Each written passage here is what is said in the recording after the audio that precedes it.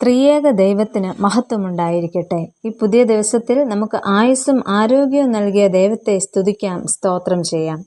ഇന്നത്തെ വായന ഭാഗം സങ്കീർത്തനങ്ങൾ 61 മുതൽ 63 വരെ.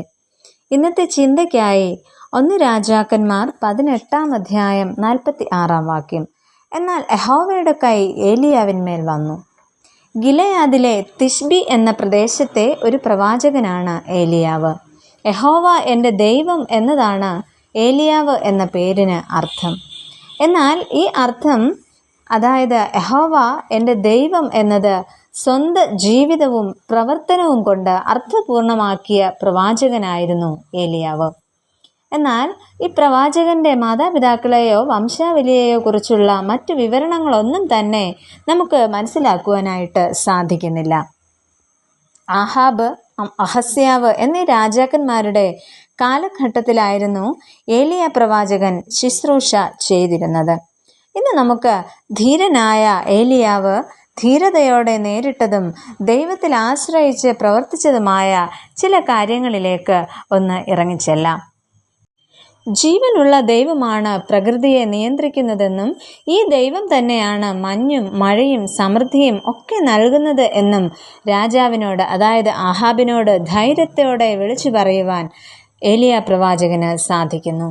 തുടർന്ന് ക്ഷാമം അതിഭയാനകമാവുകയും 3 വർഷം മഴ പെയ്യാതിരിക്കുകയും ചെയ്യുന്നു. ആഹാബ് രാജാവിനെ ഭയന്ന് കെരീത്ത് തോട്ടിനരികെ ഒളിച്ചിരിക്കുമ്പോൾ ക്ഷാമത്തിൻ്റെ നടുവിലും കാക്കയിലൂടെ ദൈവം ഏലിയാവിനെ പോഷിപ്പിക്കുന്നു.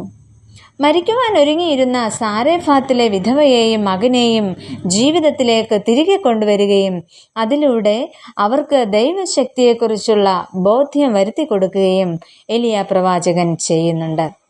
1 രാജാക്കന്മാർ 18 അധ്യായത്തിൽ പറയുന്നത് പ്രകാരം, ഇസ്രായേലിനെ കഷ്ടപ്പെടുത്തുന്നത് ഞാനല്ല, നീയും നിന്റെ പിതൃഭവനവും അത്രേ. നിങ്ങൾ യഹോവയുടെ കൽപ്പനകളെ ഉപേക്ഷിക്കുകയും നീ ബാൽ വിഗ്രഹങ്ങളെ ചെന്ന് സേവിക്കുകയും ചെയ്യുന്നത് കൊണ്ട് തന്നെ എന്ന് ആഹാബ് രാജാവിനോട് സധൈര്യം വിളിച്ചു പറയുവാൻ ഏലിയ പ്രവാചകന് സാധിക്കുന്നു. മഴ പെയ്യിപ്പിക്കുവാൻ ബാലിനാണോ യഹോവയ്ക്കാണോ കഴിവുള്ളത് എന്ന ബലപരീക്ഷണത്തിനൊടുവിൽ യഹോവ തന്നെയാണ് ദൈവം എന്ന് ആ സമൂഹത്തെ കൊണ്ട് ആർത്ത് പറയിപ്പിക്കുവാൻ ഏലിയ പ്രവാചകന് സാധിക്കുന്നു. പ്രവാചകനെ കൊന്നിട്ടല്ലാതെ അടങ്ങുകയില്ല എന്ന് നിശ്ചയിച്ചുറപ്പിച്ച ഇസബേലിൻ്റെ അടുക്കൽ നിന്ന് രക്ഷപ്പെടുകയും ആ യാത്രയിൽ തൻ്റെ പിൻഗാമിയെ തിരഞ്ഞെടുക്കുകയും നിയോഗിക്കുകയും ചെയ്യുവാൻ ഏലിയ പ്രവാചകന് സാധിക്കുന്നു.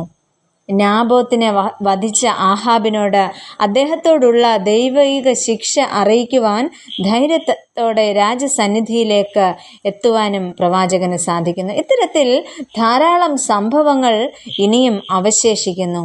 അതിശയങ്ങളും അത്ഭുത പ്രവൃത്തികളും ചെയ്യുന്ന ഒരു പ്രവാചകനായിരുന്നു ഏലിയാവ്. ദൈവത്തിൻ്റെ ധീരനായ ഈ ദാസന് സുഖവും സന്തോഷവും മാത്രം നിറഞ്ഞതായിരുന്നില്ല ജീവിതം. ക്ഷാമം, പട്ടിണി, ജീവഭയം, അങ്ങനെ ജീവിതത്തിൻ്റെ പച്ചയായ യാഥാർത്ഥ്യങ്ങളിലൂടെ കടന്നു പോകേണ്ടതായിട്ട് വരുന്നു. എന്നാൽ ദൈവാശ്രയം കൈവിടാതെ സൂക്ഷിച്ചു. അങ്ങനെയെങ്കിൽ പ്രവാചകന്റെ ജീവിതത്തിൻ്റെ അവസാനത്തിലേക്ക് വരുമ്പോൾ മരണം കാണാതെ സ്വർഗത്തിലേക്ക് എടുക്കപ്പെടുന്നു. ആ ഭാഗ്യകരമായ അനുഭവത്തിന് ഓഹരിക്കാരാകുവാൻ ഏലിയ പ്രവാചകന് സാധിച്ചു. ഈ പ്രഭാതത്തിൽ നമുക്ക് നമ്മളെ തന്നെ ഒന്ന് ശോധന ചെയ്യാം. എൻ്റെ ജീവിതത്തിൽ ധൈര്യം കൈവിട്ടുപോയ അനുഭവങ്ങൾ ഉണ്ടോ എന്ന് നമുക്കൊന്ന് ചിന്തിക്കാം. നമ്മുടെയൊക്കെയും ജീവിതങ്ങളിൽ സുഖദുഃഖ സമ്മിശ്രമായ ഏത് അനുഭവങ്ങളിലൂടെ കടന്നു പോയാലും ദൈവത്തോട് ചേർന്ന് ജീവിക്കുവാൻ നമ്മളെയും ഇടയാക്കണമേ എന്ന് നമുക്ക് ദൈവത്തോട് പ്രാർത്ഥിക്കാം. നമുക്ക് പ്രാർത്ഥിക്കാം.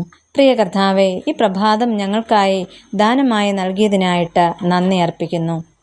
ഏലിയ പ്രവാചകനെ പോലെ ധീരരായി ഈ ലോകത്തിൽ